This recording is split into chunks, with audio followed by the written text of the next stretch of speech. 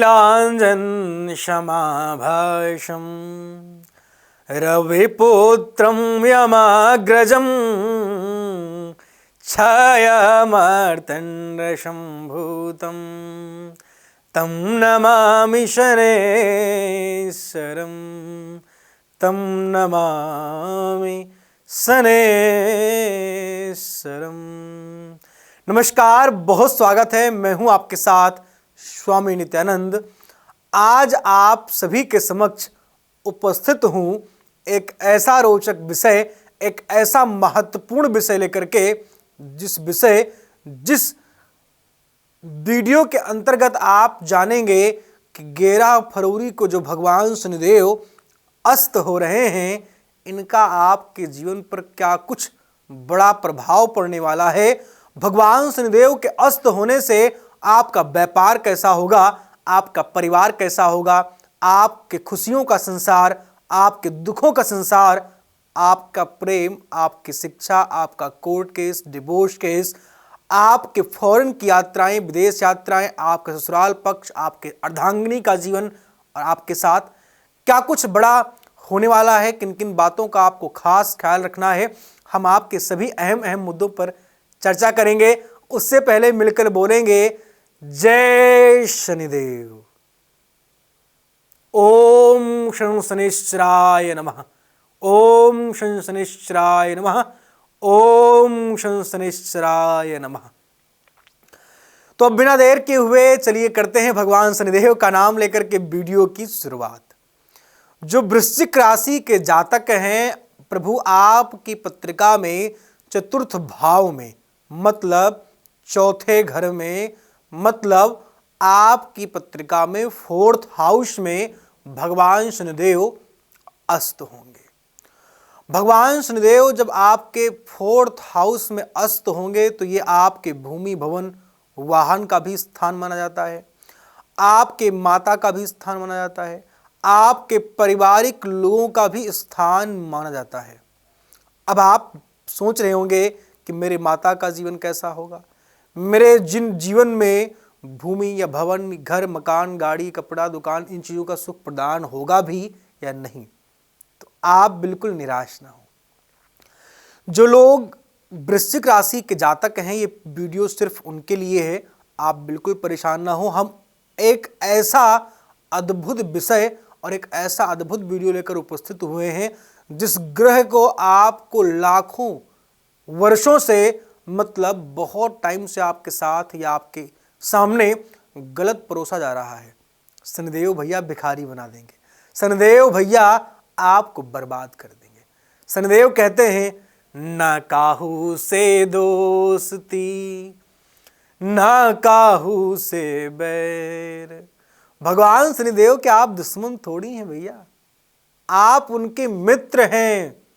बस उनको नफरत सिर्फ एक बात पर है, नफरत सिर्फ एक चीज पर है कि आप बुरा मत करो।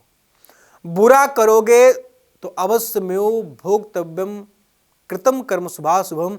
एक हमारे बड़े ही स्नेही पंडित गोपाल दास जी महाराज थे, तो कहते थे कि बुरे कर्म का बुरा नतीजा न मानो तो करके देखो, और उस पर भी न मानो तो चलकर देखो। आप भैया उम्मीद क्या करते हो शनिदेव से कि आप काम करोगे पूरे दिन शैतानी का, काम करोगे पूरे दिन चोरी का, और आप पकड़े नहीं जाओगे ना। भगवान शनिदेव कर्म के दाता हैं, कर्म फल प्रदाता हैं और कर्म के देवता हैं। आप जैसा कर्म करेंगे प्रभु आपको यथावत फल प्रदान होगा। अब बात करते हैं आपके पॉइंट पर, मुख्य बिंदु पर, क्योंकि आप लोगों के पास बहुत अधिक समय नहीं होता है। मैं भी यही प्रयास करता हूं कि जितना हो सके कम समय में आपके साथ अधिक जानकारी परोस दूं।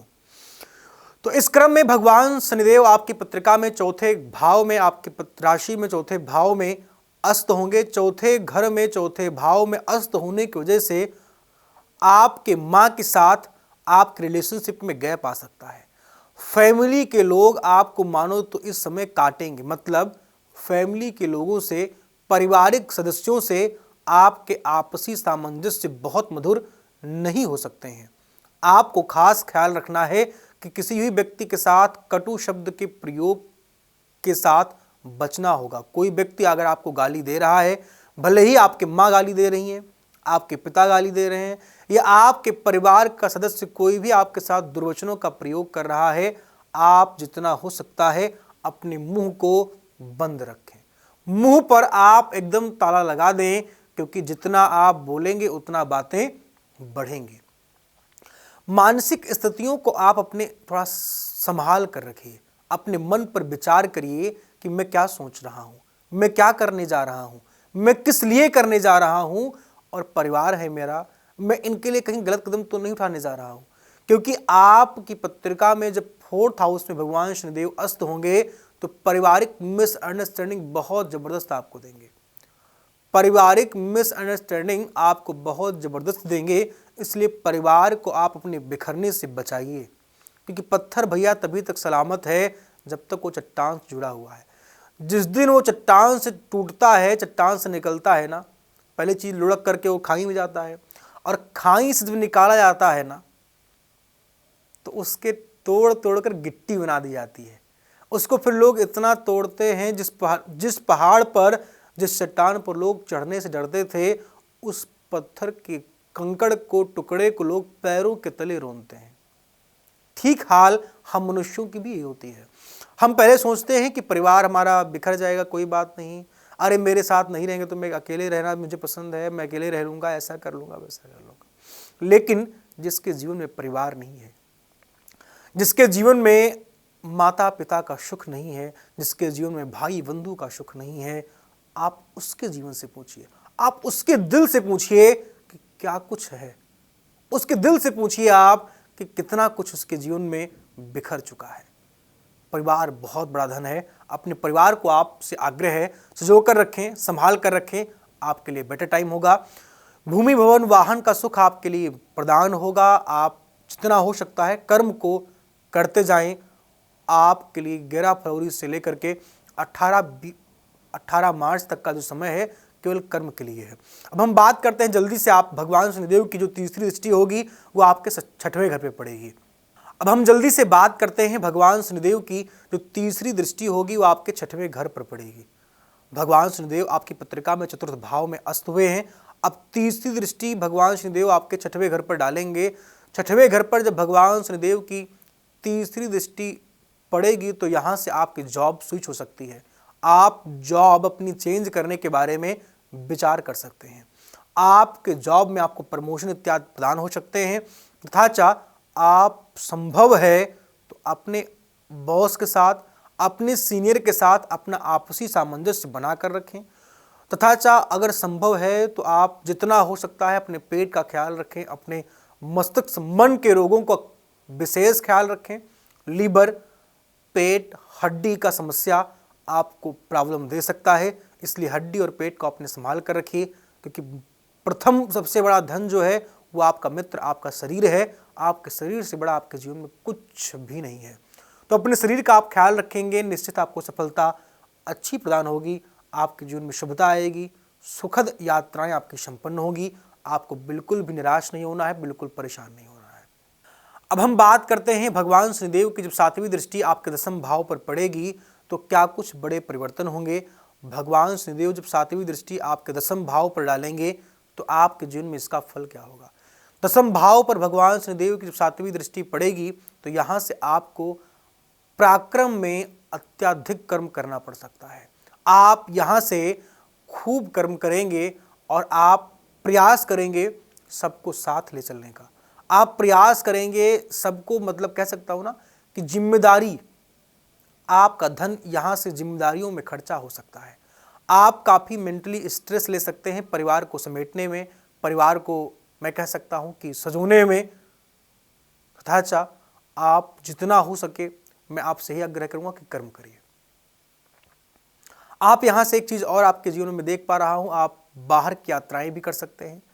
आप विदेश यात्रा पर भी अपना माइंड एक बार ले जा सकते हैं कि विदेश यात्रा मुझे करनी चाहिए इस टाइम पर। आपका माइंड स्विमिंग हो सकता है, मन मतलब स्विमिंग होता रहेगा कि अभी मुझे ये करना चाहिए, अभी वो करना चाहिए, अभी मुझे ये खाना चाहिए, अभी वो खाना चाहिए। जो कुछ भी करें आप विचार करके अवश्य करें, क्योंकि बिना विचारे जो करे सो पाछे पछताए। और काम बिगाड़ो आपनो, जग में करे हंसाए।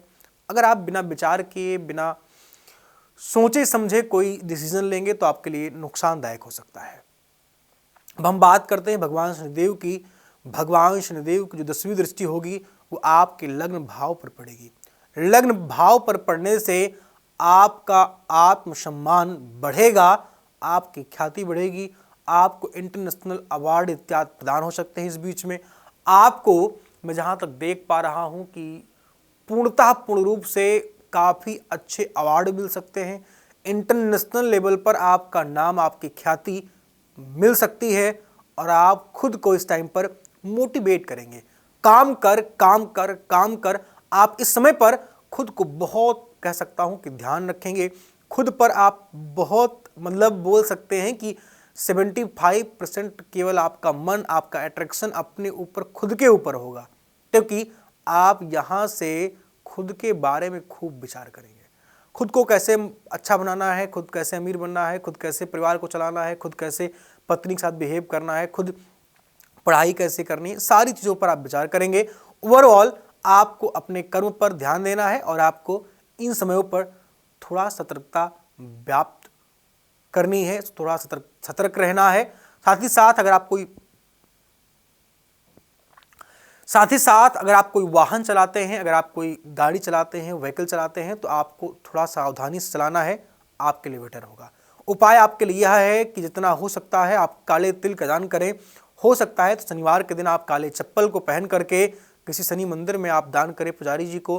हो सकता है तो आप, संभव है, आप अपने बड़ों से सलाह करें, अपने बड़ों के साथ अपना टाइम एक्सपेंड जरूर करें।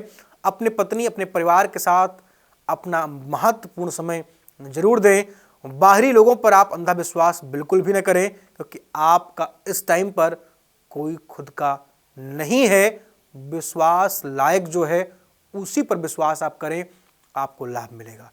फिलहाल अगर आप अपने जन्मांक चक्र के बारे में कोई जानकारी चाहते हैं, अपनी पत्रिका के बारे में कोई विशेष जानकारी आप चाहते हैं, विशेष विश्लेषण चाहते हैं, तो अब आप हमें निःशुल्क कनेक्ट कर सकते हैं। आपके शहर में, आपके क्षेत्र में, भारत के अन्य कोनों में हर महीने रहता हूं। आप हमसे बाय फेस मिल भी सकते हैं और निःशुल्क आप हमसे बातें भी कर सकते हैं। फिलहाल आप सबसे विदा लेता हूं। नमस्कार, जय सीताराम।